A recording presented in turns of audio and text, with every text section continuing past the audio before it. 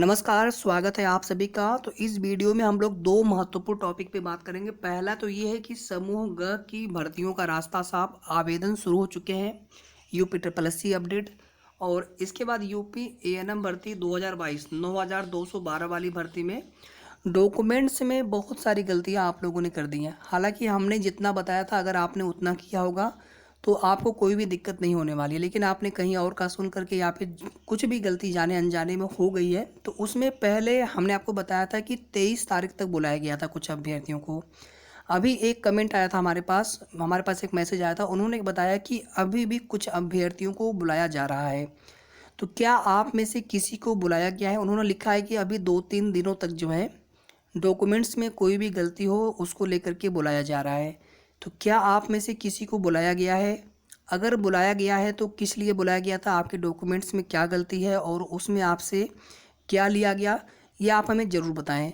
क्योंकि इसमें जहाँ तक हमने बताया था आपको कि जितने लोगों का डॉक्यूमेंट्स जो एलिजिबल हैं भर्ती के लिए, जो एलिजिबल नहीं थे वो बात अलग है। जैसे जिनके पास एएनएम नहीं था, अदर कोई कोर्स उन्होंने कर रखा था, जीएनएम था केवल, या फिर अदर कोर्सेज थे, या अपीयरिंग वाले थे जिनका रिजल्ट बाद में आया था, तो उनकी बात छोड़ दीजिए। या जिनका 5-1 की बात का डॉक्यूमेंट्स है, लेकिन जिनका डॉक्यूमेंट्स वैलिड है और डॉक्यूमेंट्स में कुछ छोटी मोटी गलतियां हैं, जैसे कास्ट सर्टिफिकेट की गलती हो, जो चाहिए वो आप नहीं दे पाए या फिर बहुत पुराना आपने दिया, तो फिर आपको किस प्रकार से आपकी कैटेगरी में रखा जा सकता है क्या?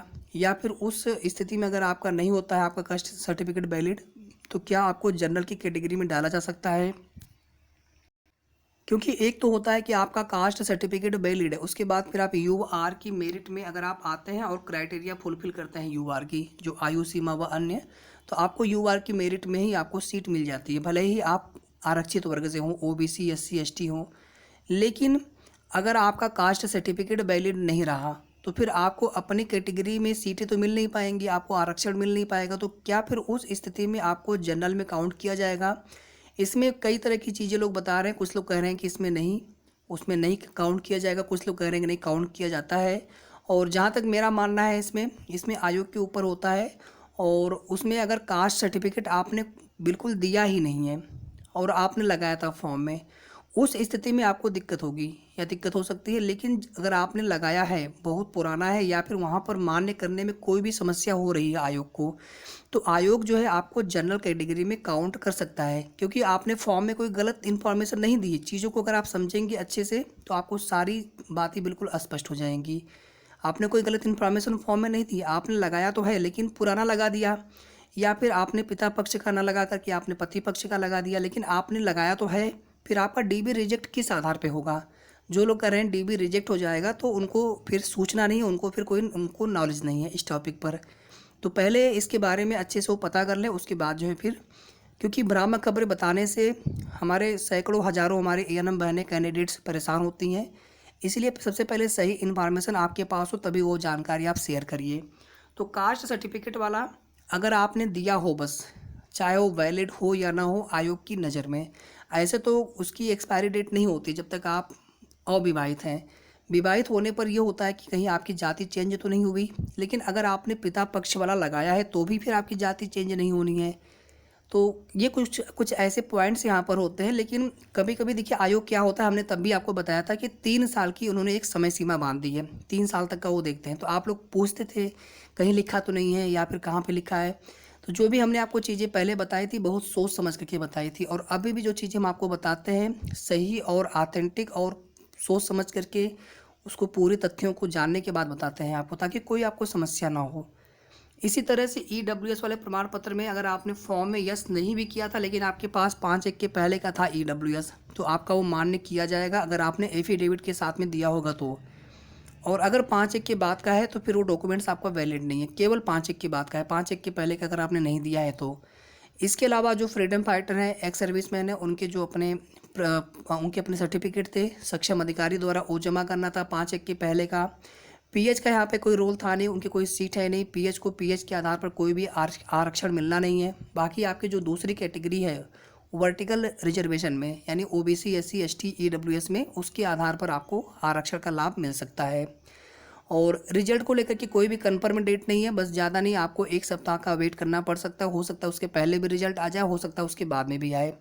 तो हमारा सवाल यहाँ पर यह था कि डॉक्यूमेंट्स में गलती पर क्या किसी को अभी भी बुलाया जा रहा है आप में से? अगर किसी को बुलाया जा रहा होगा तो आप हमें प्लीज़ कंप्लीट इन्फॉर्मेशन दीजिएगा।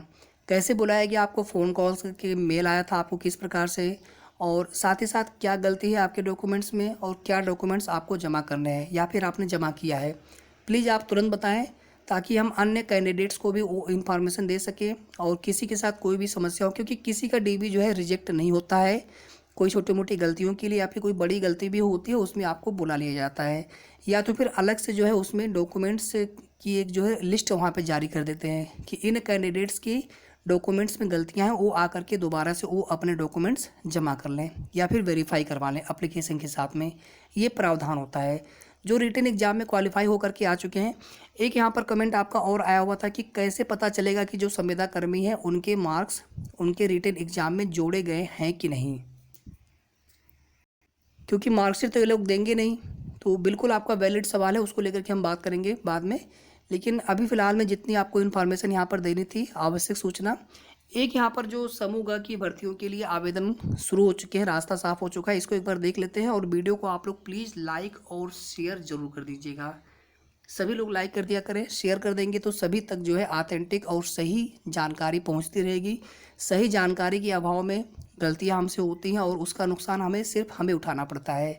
जो गलत बताने वाले हैं वो तो अपना बता करके चले जाते हैं, लेकिन नुकसान आपको उठाना होता है। तो सही इन्फॉर्मेशन सभी तक पहुँचे, बस हमारा ये मोटो है, हमारा ये उद्देश्य है।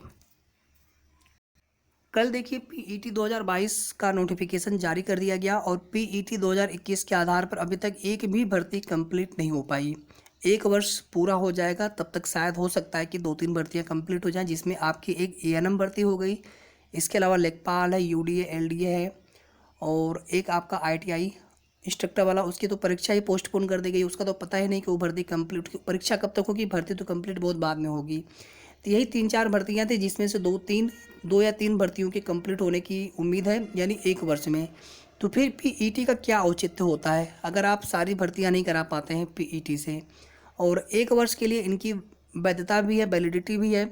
पीईटी 2021 में कुछ कालम छोड़े गए थे, जैसे जिनकी आयु सीमा 40+ हो रही थी, लेकिन इस बार जो है पीईटी 2022 में इस कालम को भी जोड़ा गया है, कुछ और भी बदलाव किए गए हैं।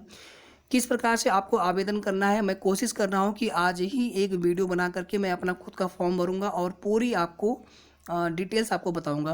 पीईटी 2021 के आधार पर लॉगिन नहीं हो पा रहा है, कुछ लोग बता रहे हैं, ऐसा होना नहीं चाहिए। बाकी कोई पुराना और कोई फॉर्म भरा हुआ आपने, उसके आधार पर लॉगिन करने का प्रयास करिए, हो जाना चाहिए, दिक्कत नहीं होनी चाहिए। बाकी मैं करके देखूंगा एक बार, उसके बाद कोई भी अगर टेक्निकल इशूज आता है तो आपको बताया जाएगा। आवेदन सभी लोग कर लीजिए, क्योंकि आने वाले समय में जो भी भर्तियां होंगी, चाहे वो नई कोई भी वैकेंसीज हो जहां पे आप एलिजिबल होंगे, अगर आपके पास पीईटी का वैलिड स्कोर कार्ड होगा तभी आप उसके लिए आवेदन कर पाएंगे। तो सभी लोग आवेदन कर लीजिए और समय पर आवेदन कर लीजिए और फॉर्म पूरा सही से भरें, कोई भी गलती फॉर्म भरने में न हो। कोई भी आपके मन में सवाल हो आप कमेंट करके ज़रूर पूछ सकते हैं और वीडियो को लाइक और शेयर ज़रूर कर दीजिएगा। और अगर अभी तक आपने चैनल को सब्सक्राइब न किया हो तो सबसे पहले सब्सक्राइब कर लें। धन्यवाद।